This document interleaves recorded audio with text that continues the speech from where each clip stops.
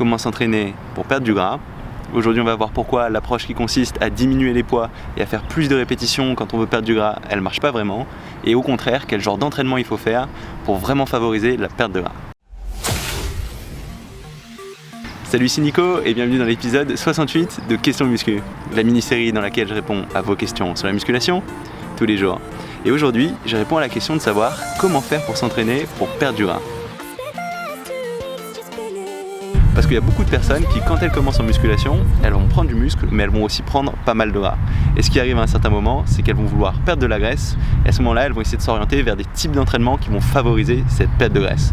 Et le réflexe le plus habituel que je vois le plus souvent, c'est des personnes qui vont avoir tendance à vouloir faire plus d'entraînement, s'entraîner plus souvent, faire plus d'exercices, plus de répétitions, plus de séries, mais qui du coup vont diminuer les poids pour réussir à faire plus de répétitions.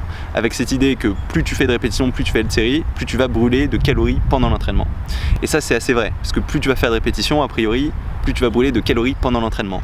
Mais le problème de cette façon de penser, c'est qu'en fait, le vrai impact de la musculation, il ne se passe pas pendant ta séance d'entraînement. Ce qui va vraiment faire la différence, c'est l'augmentation de ton métabolisme. Ton métabolisme, c'est la quantité d'énergie que tu vas brûler à tout moment. Ça veut dire que tu sois actif, que tu sois en train de dormir, ton corps, il est tout le temps en train de brûler des calories. Et si tu fais de la musculation correctement, d'une certaine façon, suffisamment intense, tu vas augmenter ce métabolisme. Ça veut dire qu'à tout moment, tu vas brûler plus de calories. Mais c'est pas pendant l'entraînement que tu brûles vraiment des calories. En fait, même si tu fais des entraînements très intenses, tu brûleras pas tellement de calories en plus en un seul entraînement. Et cette méthode d'entraînement qui consiste à augmenter le nombre de répétitions, mais à diminuer les poids, peut-être qu'elle te fera brûler un petit peu plus de calories pendant tes séances d'entraînement, mais ça changera pas grand chose. Mais par contre, elle aura un impact moins important sur ton métabolisme. Donc ça veut dire que finalement, en croyant brûler plus de calories, tu auras plutôt tendance à diminuer la quantité totale de calories. Et en plus, le problème, si tu utilises que des poids légers pendant que tu essaies de perdre du gras, tu vas aussi avoir tendance à perdre en force. Parce que pour maintenir à la fois ta masse musculaire et ta force, c'est important que tu aies des poids suffisamment lourds. Donc en fait, l'approche qui consiste à augmenter le volume d'entraînement et à diminuer les poids, elle part d'une bonne intention, mais dans les faits, elle pose deux problèmes. Le premier problème, c'est que tu vas perdre du muscle parce que tu n'as plus des poids suffisamment lourds pour forcer ton corps à maintenir ce muscle. En plus, vu qu'en général, tu vas aussi diminuer ta diète, tu auras tendance à perdre d'autant plus de muscle. Donc c'est vraiment important que tu maintiennes tes charges suffisamment hautes pour à la fois garder de la force et garder de la masse. Et ensuite, le deuxième problème, c'est qu'avec des charges légères et avec beaucoup de volume, ce sera des formats d'entraînement beaucoup moins efficaces pour réussir à augmenter ton métabolisme. Et au final, tu vas brûler un peu plus de calories pendant tes séances d'entraînement, mais sur l'ensemble de ta journée, beaucoup moins de calories. Donc du coup, la question qui se pose, c'est quel genre d'entraînement va te permettre à la fois de maintenir ta masse musculaire, d'augmenter ton métabolisme et de faciliter cette perte de gras. Et bien en fait, si tu veux augmenter ton métabolisme, il va falloir que tu cibles suffisamment de groupes musculaires à chacune de tes séances. Parce que plus tu cibles un grand nombre de fibres musculaires en une seule séance, plus ton corps il va réagir de façon forte, plus il va produire de l'hormone de croissance, de la testostérone, ce qu'on appelle la réponse hormonale, et plus il aura tendance à augmenter ce métabolisme. Donc de façon générale, ce qu'on veut, c'est éviter les formats trop isolés. Donc les formats split où on va diviser chaque partie du corps sur la semaine, ils ne seront pas forcément terribles pour réussir à perdre efficacement de la graisse. Donc ce qu'on va faire, c'est au contraire essayer de travailler un nombre suffisant de groupes musculaires à chaque séance. Et pour ça, il y a un très bon format qui est le full body, où tu vas travailler tout l'ensemble de ton corps avec de gros exercices à chaque séance, et tu vas faire ces séances un jour sur deux, donc par exemple lundi, mercredi, vendredi. Ou sinon tu peux faire aussi des formats half body, où tu vas faire un jour le haut du corps, un jour le bas du corps, prendre un jour de repos et repartir, ainsi de suite. Ou encore les formats push, pull, leg, où tu vas faire un premier jour les groupes musculaires liés au mouvement de pousser, push, donc pectoraux, épaules, triceps. Faire un jour les groupes musculaires liés au mouvement de tirer, pull, donc arrière d'épaule, dorsaux, biceps. Et le dernier jour, tu vas faire jambes, abdos, avant de prendre un jour de repos et de repartir sur un autre cycle. Et tous ces formats, ils vont être viables quel que soit ton niveau. Il y a des pratiquants intermédiaires avancés qui peuvent très bien faire des full body, des push pull leg, des half body, ça va très bien marcher. Bon, en général, les pratiquants dopés, ils ont plus de résultats sur des splits, mais ça, c'est une autre affaire qui nous intéresse pas forcément.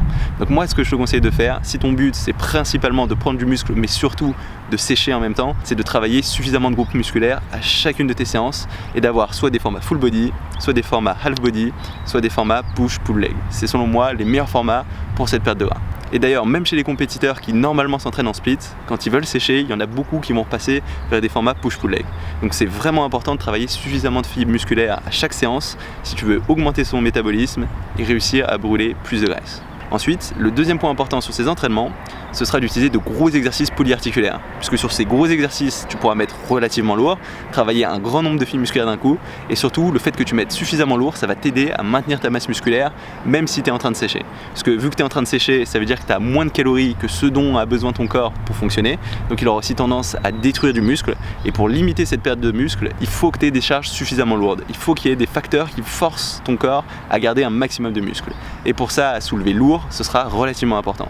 Donc il ne faut pas que tes entraînements ils tournent uniquement autour d'exercices isolés. C'est vraiment important que le cœur de tes entraînements soit de gros exercices polyarticulaires, comme le développé couché, le squat, le soulevé de terre, le rowing à la barre. C'est ces exos-là qui te permettront de travailler un grand nombre de fibres musculaires, de gagner en force et de choquer ton métabolisme.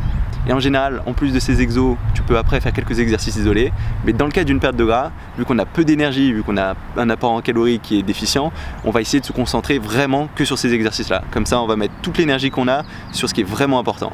Et moi, ce que je te conseille de faire quand tu es plus dans ces phases de sèche où tu veux vraiment perdre de la graisse, c'est de faire des séances vraiment simples qui tournent autour de ces gros exercices et pas de t'éparpiller sur des exercices plus isolés.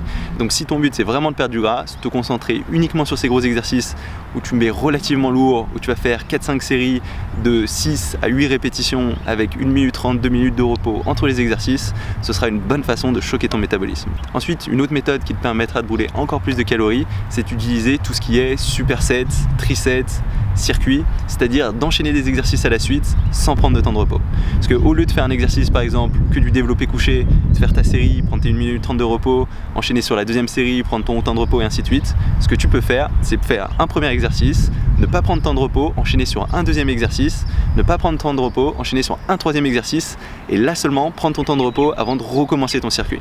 Donc après, il faut choisir des exercices qui vont pas cibler les mêmes muscles, parce que sinon tu n'arriveras pas à enchaîner ces différents exercices. Mais si par exemple tu fais du développé couché qui va cibler donc surtout pectoraux, un petit peu épaules, triceps, enchaîner sur du rowing à la barre où tu vas surtout faire les dorsaux, donc des muscles différents mais encore là des gros muscles, et enchaîner ensuite sur du squat, toujours sans temps de repos, où là on va travailler le bas du corps, et à chaque fois on va pouvoir enchaîner ces exercices de façon assez efficace parce qu'ils ciblent des groupes musculaires vraiment distincts, mais le fait de les enchaîner sans temps de repos, ça va plus solliciter ton cardio, ça va pousser ton corps dans tes retranchements, augmenter l'intensité de ton entraînement et ça va t'aider à brûler plus de calories. Donc moi c'est des formats que j'aime vraiment bien, c'est enchaîner des gros exercices en circuit. Donc par exemple si d'habitude tu fais un full body assez classique avec du squat, du rowing, du développé couché, au lieu de prendre tes temps de repos comme d'habitude, tu peux les faire en circuit. Ça t'aidera à augmenter l'intensité de ton entraînement. Par contre, ce qui est aussi important, c'est pas que tu maintiennes ces formats pendant trop longtemps, parce que ça va être très fatigant pour ton système nerveux, ça va être fatigant pour ton corps. Donc si tu es en déficit de calories et que tu maintiens ça trop longtemps, plus de 4 à 6 semaines, tu risques assez rapidement d'entrer en surentraînement. Donc c'est des méthodes qu'il faut utiliser, mais pas toutes les semaines, pas tout le temps. Uniquement dans le cas d'une perte de graisse délimitée sur un temps précis. Et pour finir cette vidéo sur l'entraînement de perte de gras, il faut quand même mentionner le cardio. Parce qu'il y a beaucoup de personnes qui, pour perdre du gras, pensent cardio. Et c'est vrai que ça peut aider, mais seulement si tu le fais bien. Et l'effort un peu classique qui consiste à faire 30 minutes à 2 heures de cardio au maximum qu'on peut faire sur cette durée, elle n'est pas terrible. Parce que ça va entraîner un pic de cortisol sur le long terme, ça aura plus tendance à te faire soquer qu'autre chose. Donc le cardio un peu classique, c'est vraiment pas terrible pour perdre du gras. J'ai fait une petite vidéo là-dessus, je te conseille d'y jeter un coup d'œil, je suis rentré un petit peu plus dans le détail de pourquoi le cardio classique ça marche pas si bien pour perdre de la graisse. Par contre, il va y avoir des alternatives, notamment le fractionné, qui vont être assez efficaces pour augmenter ce métabolisme et te faire brûler plus de calories. Donc le fractionné un peu classique, ce sera faire 30 secondes de sprint, prendre 30 secondes de repos où on trottine, et enchaîner sur 30 secondes de sprint, enchaîner ainsi de suite pour 6 séries, prendre 1 minute de repos et repartir sur encore 6 séries. Donc on va faire 30 secondes de sprint, 30 secondes de repos, enchaîner ça 6 fois. Quand c'est fini, on prend 1 minute de repos où on va marcher et on réenchaîne ensuite sur 6 séries, 30 minutes de sprint, 30 minutes de repos. Et ce genre de cardio en fractionné, il sera efficace pour te faire perdre de la graisse. Mais la version classique qui consiste juste à courir longtemps en essayant d'aller au maximum de ce que tu peux, elle est vraiment sous-optimale. Et pour finir cette vidéo, je voulais juste te rappeler que si l'entraînement il peut aider à perdre de la graisse, le gros du travail il va se passer au niveau de la nutrition. Si tu cadres pas ta nutrition, même si tu fais très bien tous tes entraînements, tu n'arriveras pas à prendre du muscle et tu n'arriveras pas non plus à perdre de la graisse. Donc cette vidéo elle doit t'aider à cadrer ton entraînement, c'est bien que tu le fasses comme ça, mais si t'es pas allé voir comment cadrer ta nutrition derrière, t'arriveras pas à perdre du gras, je peux te l'assurer. Donc l'entraînement ça va aider, mais le gros du travail c'est la nutrition. Voilà, ça va être tout pour cette vidéo. Si jamais elle t'a plu, n'hésite pas à mettre un petit pouce bleu. Tu peux aussi t'inscrire à ma chaîne YouTube pour savoir quand je sors de nouvelles vidéos. J'en sors tous les jours. Et du coup on se retrouve dès demain pour une nouvelle vidéo. Salut!